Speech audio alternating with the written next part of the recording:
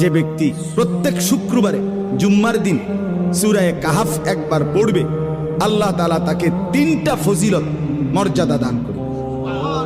নবীজি সাল্লাল্লাহু আলাইহি সাল্লাম বলছেন, 1 নাম্বার, এই সূরা পুরাটা যে পড়বে শুক্রবার দিন, আল্লাহ তাআলা তার জমিন থেকে মানে তার পায়ের নিচ থেকে 7 আসমান পর্যন্ত তার জন্য পুরাটা জায়গা নূর আলোকিত করে দিবে। 2 নাম্বার, পরবর্তী শুক্রবার পর্যন্ত 8 দিন সে যাবতীয় ফিতনা, যাবতীয় মুসিবত থেকে নিরাপদ থাকবে। 3 নাম্বার, পরবর্তী 8 দিন যদি দাজ্জালও বের হয়, আল্লাহ তাকে দাজ্জালের ফিতনা থেকে রক্ষা করবে।